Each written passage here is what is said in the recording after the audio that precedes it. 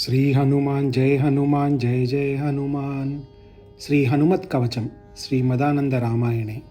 ఓం అస్య శ్రీ హనుమత్ కవచ స్తోత్ర మహామంత్రస్య శ్రీరామచంద్ర ఋషిః శ్రీ హనుమాన్ పరమాత్మా దేవతా అనుష్టుప్ ఛందః మారుతాత్మజేతి బీజం అంజనీసూనురితి శక్తిః లక్ష్మణ ప్రాణదాతేతి కీలకం రామదూతాయేత్యస్త్రం హనుమాన్ దేవతా ఇతి కవచం పింగాక్షోమిత విక్రమ ఇతి మంత్రః. శ్రీరామచంద్ర ప్రేరణయా రామచంద్ర ప్రీత్యర్థం మమ సకల కామనా సిద్ధ్యర్థం జపే వినియోగః. అథ ధ్యానం.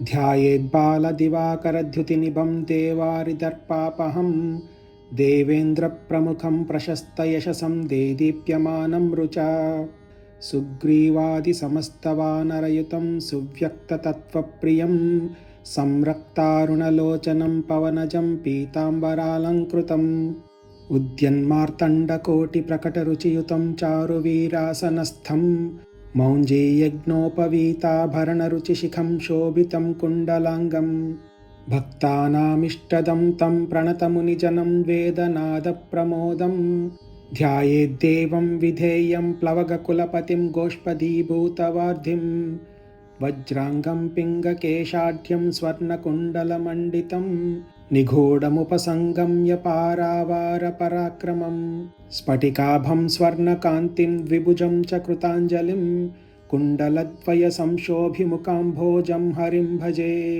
సవ్యహస్తే గదాయుక్తం వామహస్తే కమండలం ఉద్యద్దక్షిణదోర్దండం హనుమంతం విచింతయేత్. అథ మంత్రః. ఓం నమో హనుమతే శోభితాననాయ యశోలంకృతాయ అంజనీగర్భసంభూతాయ రామలక్ష్మణానందకాయ కపిసైన్యప్రకాశన పర్వతోత్పాటనాయ సుగ్రీవసాహ్యకర్ణపరోచ్ఛాటన కుమార బ్రహ్మచర్య గంభీర శుద్ధోదయ ఓం హ్రీం సర్వదుష్టగ్రహ నివారణాయ స్వాహా. ఓం నమో హనుమతే ఏహి ఏహి ఏహి సర్వగ్రహభూతానాం శాకినీడాకినీనాం విషమదుష్టానాం సర్వేషామాకర్షయ ఆకర్షయ మర్దయ మర్దయ ఛేదయ ఛేదయ మర్త్యాన్ మారయ మారయ శోషయ శోషయ ప్రజ్వల ప్రజ్వల భూతమండల పిశాచమండల నిరసనాయ భూతజ్వర ప్రేతజ్వర చాతుర్థికజ్వర బ్రహ్మరాక్షస పిశాచచ్ఛేదనాక్రియా విష్ణుజ్వర మహేశ్వర జ్వరాన్ చింది చింది భింది బింది అక్షిశూలే శిరోభ్యంతరే హ్యక్షిశూలే గుల్మశూలే పిత్తశూలే బ్రహ్మరాక్షసకుల ప్రభల నాగకుల వినిర్విష ఝటితి ఝటితి ఓం హ్రీం ఫట్ ఘే ఘే స్వాహ. ఓం నమో హనుమతే పవనపుత్ర వైశ్వానరముఖ పాపదృష్టి షోఢాదృష్టి హనుమతే కా ఆజ్ఞాపురే స్వాహా. స్వగృహే ద్వారే పట్టకే తిష్ట తిష్టేతి తత్ర రోగభయం రాజకులభయం నాస్తి తస్యోచ్చారణమాత్రేణ సర్వే జ్వరా నశ్యంతి.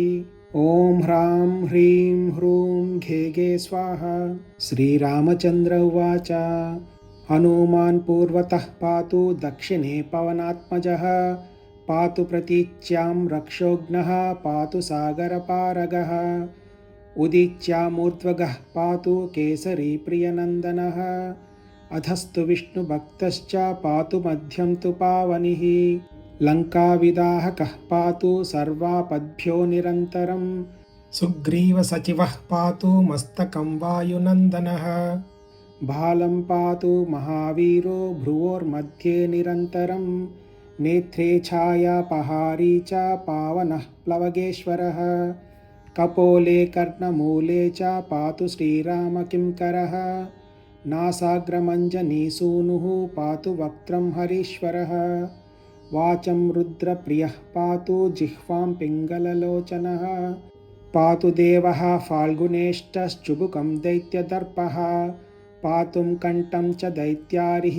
స్కందౌ పాతు సురార్చితः భుజౌ పాతు మహాతేజాః కరౌ చ చరణాయుధः నఖాన్నఖాయుధः పాతు కుక్షౌ పాతు కపీశ్వరः వక్షో ముద్రాపహారీ చ పాతు పార్శ్వే భుజాయుధः లంకావిభంజనः పాతు పృష్ఠదేశే నిరంతరం नाभिं च रामदूतस्तु कटिं पात्वनिलात्मजः गुह्यं पातु महाप्राज्ञो लिङ्गं पातु शिवप्रियः ऊरू च जानुनी पातु लङ्काप्रासादभञ्जनः जङ्घे पातु कपिश्रेष्ठो गुल्फौ पातु महाबलः अचलोद्धारकः पातु पादौ भास्करसन्निभः अङ्गान्यमितसत्त्वाढ्यः पातु पादाङ्गुलीस्तदा सर्वाङ्गानि महाशूरः पातु रोमाणि चात्मवेत् हनुमत्कवचं यस्तु पठेद् विद्वान् विचक्षणः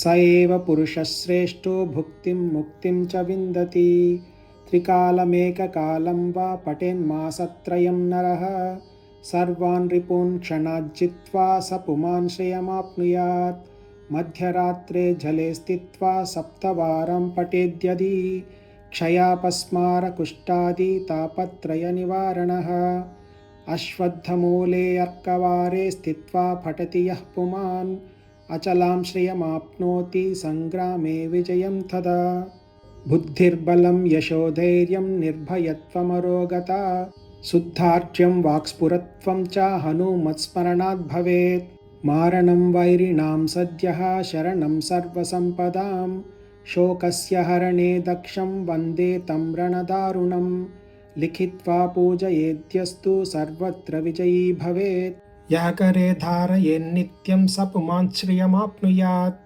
स्थित्वा तु बन्धने यस्तु जपं कारयति द्विजैः तत्क्षणान् मुक्तिमाप्नोति निगडात्तु तथैव च य इदं प्रातरुत्थाय पठेच्छ कवचं सदा आयुरारोग्यसन्तानैस्तस्य स्तव्यः स्तवो भवेत् इदं पूर्वं पठित्वा तु रामस्य कवचं ततः पठनीयं नरैर्भक्त्या नैकमेव पठेत् कदा हनुमत्कवचं चात्र श्रीरामकवचं विना ये पठन्ति नराश्चात्र पठनं तद्वृथा भवेत् तस्मात् सर्वैः पठनीयं सर्वदा कवचद्वयं रामस्य वायुपुत्रस्य सद्भक्तैश्च विशेषतः इति श्रीमदानन्दरामायणे श्रीरामकृतैकमुख हनुमत्कवचम्। श्री हनुमान जय जय हनुमान।